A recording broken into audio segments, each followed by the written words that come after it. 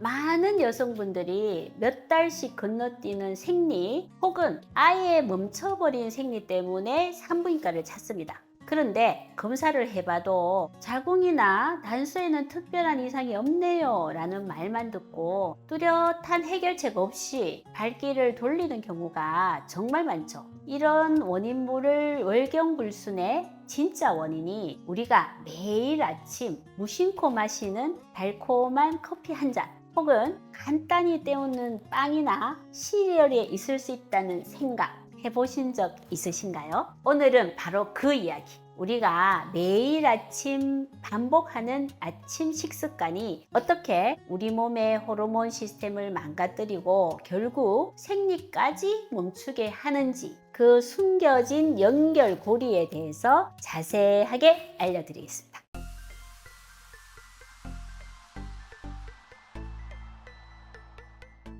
안녕하세요. 당신의 건강한 리듬을 응원하는 이웃집 닥터 김혜연입니다. 진료실에서 다낭성 난소증후군으로 고생하는 30대 여성분들을 뵐 때마다 공통적으로 발견하는 특징이 있습니다. 다들 정말 열심히 살아가는데 몸은 계속 반대로 가는 거죠. 오후만 되면 머리가 멍해져서 업무에 집중하기가 힘들고 퇴근 후에는 아무것도 할 수 없을 정도로 지쳐 있습니다. 그러면서도 저녁만 되면 참을 수 없는 식탐과 탄수화물 중독 증상 때문에 자책감에 시달리는 악순환을 겪고 계시다는 점입니다.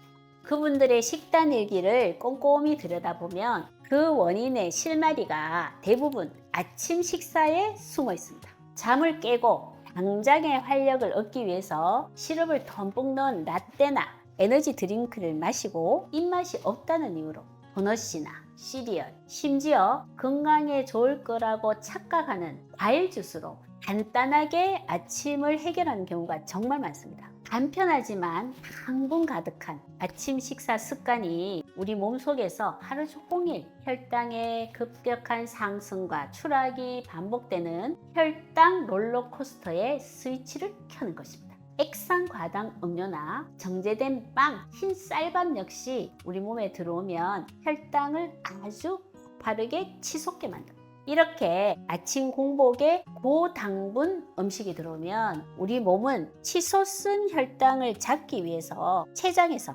인슐린이라는 호르몬을 필요 이상으로 과도하게 뿜어냅니다. 문제는 이 과정에서 너무 많은 인슐린이 분비되면서 혈당이 정상 수치보다 더 훨씬 아래로 곤두박질 치는 반응성 저혈당 상태가 빠지게 된다는 것입니다.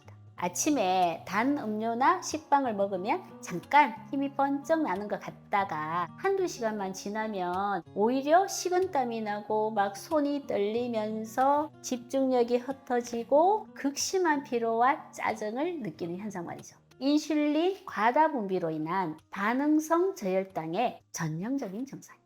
이 증상의 본질은 우리 몸의 사령부인 뇌의 입장에서는 주된 에너지원인 포도당의 공급이 갑자기 끊기는 생존의 위협, 비상사태로 받아들여지는 것입니다. 우리 몸이 이런 생존의 위협을 느끼면 어떻게 반응할까요? 스트레스 대응 시스템인 HPA축이 가동이 되고 최종적으로 부신에서 코티솔과 같은 스트레스 호르몬을 대량으로 방출합니다. 어떻게든 혈당을 다시 끌어올리려고 안간힘을 쓰죠. 문제는 이 과정이 매일 아침마다 반복된다는 데 있습니다. 아침에 마시는 달콤한 커피는 하루에도 몇 번씩 부신을 쥐어 짜내는 말 그대로 스스로 유발하는 만성적인 대사 스트레스인 점입니다. 이 상황이 몇 년간 지속되면 부신은 결국 지쳐서 나가 떨어지게 됩니다. 이것은 기능의학에서 말하는 부신의 만성적 과부하 상태로 스트레스 호르몬이 과도하게 분비된 결과라고 볼 수 있습니다.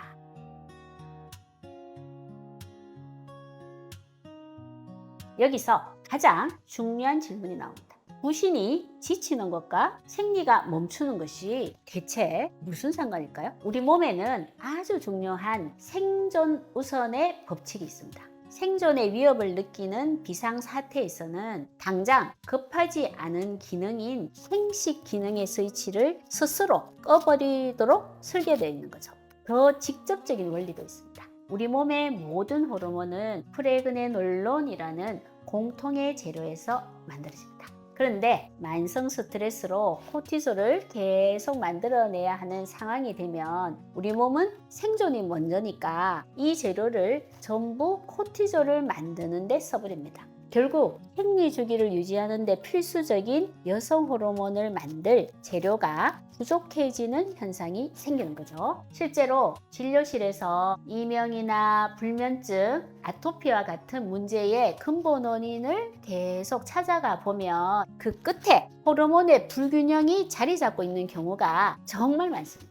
그래서 저희 같은 기능의학 병원에서는 증상 하나하나를 따로 보지 않고 몸 전체를 하나의 연결된 시스템으로 보면서 그 뿌리를 찾아 나서는 거죠. 즉, 다낭성 난소 증후군으로 고민하는 분들의 경우 산부인과적인 접근과 함께 왜 몸의 대사 시스템이 무너졌는지를 함께 살펴볼 필요가 있습니다. 예를 들어 임신을 간절히 준비했지만 어려움을 겪던 한 분이 기억이 남는데요. 그분 역시 처음에 오셨을 때 식탐 조절이 안 되고 탄수화물 중독인 상태에서 만성 피로가 너무 심하다라는 호소를 하셨습니다. 바로 오늘 제가 말씀드리는 전형적인 혈당 롤러코스터 상태에 계셨던 거죠. 그래서 약이 아닌 이분의 아침 식습관을 바로 잡는 것에서부터 시작했습니다. 혈당 롤러코스터를 멈추고 끊임없이 비상벨을 울리던 부신에 휴식을 주는 것만으로도 몸은 스스로 균형을 되찾는 놀라운 변화를 보여주기 시작했습니다. 지긋지긋했던 식탐과 탄수화물 갈망이 서서히 잦아들고 만성 피로가 개선되면서 자연스럽게 체중 감량으로 이어지는 선순환이 만들어진 것입니다. 이렇게 몸의 근본적인 시스템이 안정을 되찾자 우리 몸은 비로소 이제 생존이 아닌 생식에 다시 에너지를 쓸 여유가 생겼습니다. 이전에 그토록 바라던 좋은 소식을 위한 유리한 몸의 환경이 만들어진 것은 어쩌면 당연한 결과죠. 그분이 나중에 건강을 되찾고 아기를 안고 환하게 웃으시면서 감사 인사를 전하러 오셨을 때의 기쁨은 의사로서 저에게 가장 큰 보람과 확신을 주게 됩니다.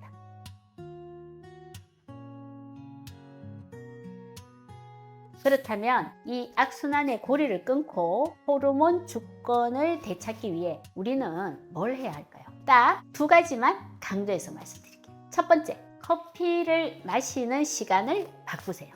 아침에 일어나자마자 커피를 딱 마시는 것이 최악입니다. 우리 몸은 잠에서 깬 후 한두 시간 동안 자연적으로 코티졸을 분비해서 자기 스스로 잠을 깨웁니다. 이때 카페인이 들어가면 그 자연스러운 리듬을 방해할 뿐입니다. 커피를 정말 마시고 싶다면 최소한 기상 후 90분은 기다려서 드시는 것을 권해드립니다.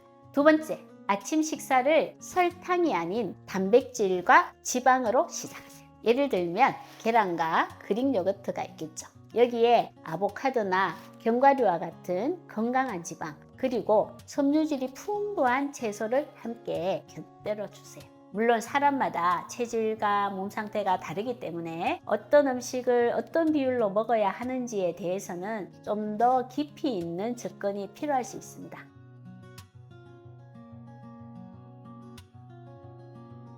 내일 아침부터 당장 커피 대신 따뜻한 물 한 잔으로 시작해 보세요. 그리고 빵이나 시리얼 대신 영양이 풍부한 단백질 식사를 내 몸에 선물해 보세요. 그 작은 변화가 멈췄던 생식 시스템의 스위치를 다시 켜는 놀라운 첫걸음이 될 수 있습니다.